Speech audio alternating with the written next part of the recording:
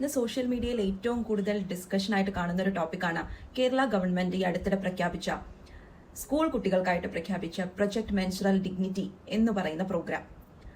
ഇതിനെപ്പറ്റി പല പ്രമുഖരും അഭിപ്രായപ്പെടുന്നത് കണ്ട് വളരെയധികം വേദന തോന്നിയത് കൊണ്ട് ചെയ്യുന്ന ഒരു വീഡിയോ ആണ്. മെൻസ്ട്രേഷൻ എന്ന് പറയുന്നത് തികച്ചും ഒരു ബയോളജിക്കൽ പ്രോസസ്സാണ്. ഇവരൊക്കെ കമന്റ് ഇടുന്നത് കാണുന്നത് പീരീഡ്സിന് ലീവ് എടുത്ത് വീട്ടിലിരുന്നാൽ ബാക്കിയുള്ളവർ അത് അറിയുമ്പോൾ അത് വലിയ നാണക്കേടല്ലേ എന്നാണ്. ഈ പറയുന്നവരും സ്ത്രീകളാണെന്നുള്ളതാണ് ആശ്ചര്യപ്പെടുത്തുന്ന കാര്യം.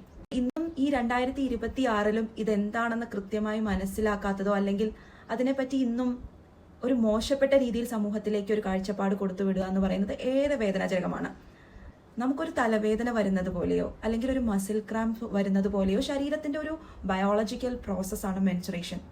ഇതിനകത്ത് 3 കാര്യങ്ങളാണ്. ഒന്ന്, ജനറേഷണൽ ടാബു, അതായത് നമ്മുടെ പാരൻസ് അല്ലെങ്കിൽ അവരുടെ ഗ്രാൻഡ് പാരൻസും അതിന് മുന്നോട്ടുള്ള തലമുറയും ഒക്കെ ഇത് ഹൈഡ് ചെയ്ത് വെച്ച് വളർന്നു വന്നിട്ടുള്ള ഒരു തലമുറയാണെന്ന് നമ്മൾ മനസ്സിലാക്കണം.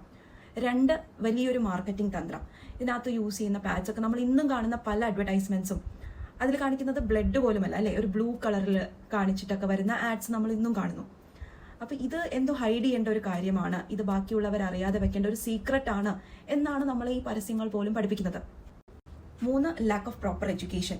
അതായത് സ്കൂളുകളിൽ തന്നെ കുട്ടികൾക്ക് ഇതിന് വേണ്ടിയിട്ടുള്ള പ്രോപ്പർ എഡ്യൂക്കേഷൻ ഇന്നും കിട്ടുന്നില്ല എന്നുള്ളതൊരു യാഥാർത്ഥ്യമാണ്.